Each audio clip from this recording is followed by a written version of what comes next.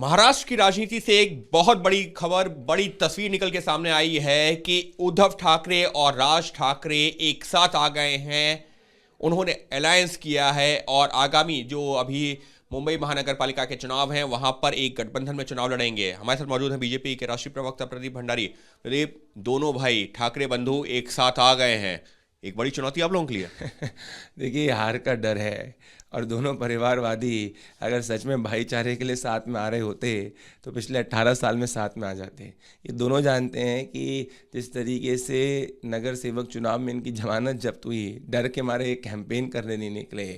अब दोनों साथ में प्रधानमंत्री नरेंद्र मोदी जी और देवेंद्र फडणवीस जी की जो विकास की लहर मुंबई में चल रही है उसके डर से साथ में आए हैं।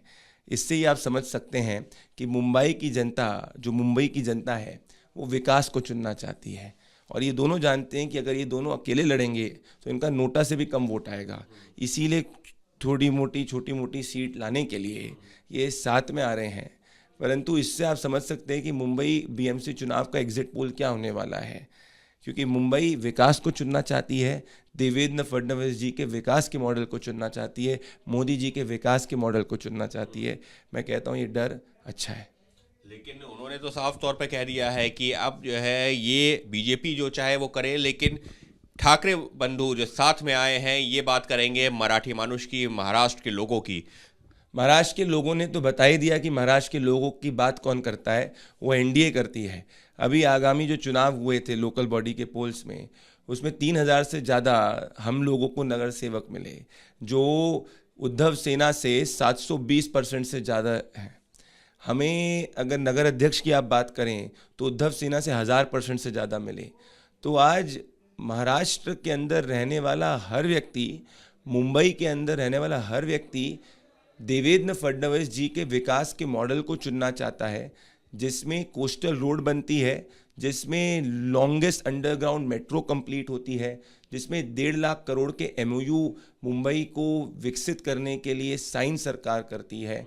उद्धव और राज ठाकरे सिर्फ और सिर्फ अपने परिवार की गद्दियों को बचाने के लिए और भ्रष्टाचार की गद्दी को बचाने के लिए एकजुट आए हैं और मुंबई अच्छी तरीके से जान चुका है। यही राज ठाकरे 2019 में शरद पवार के लिए कैंपेन किए थे। 48 में से 41 सीट्स एनडीए जीती थी। तो जितना ज़्यादा ये दोनों साथ में मिलकर कैंपेन करें उतनी ज़्यादा एनडीए की सीट्स बढ़ेंगी। लेकिन इनका वोट तो हमेशा ये माना जाता है ना कि हिंदुत्व वोट की राजनीति करता है। जो शिवसेना की राजनीति थी तो वो तो बीजेपी के लिए। सोनिया गांधी के साथ में जो पार्टियां है, क्या कभी वो हिंदुत्व वोट की राजनीति कर सकती है? इन्होंने तो हिंदुत्व उसी दिन त्याग दिया था जिस दिन उन्होंने बाला साहेब ठाकरे जी के विचारों को ना चुनते हुए सोनिया गांधी के विचारों को चुना। और इसीलिए महाराष्ट्र ने ये बता दिया था कि असली शिवसेना एकनाथ शिंदे वाली है और महाराष्ट्र का व्यक्ति हिंदुत्ववादी एनडीए के साथ में है।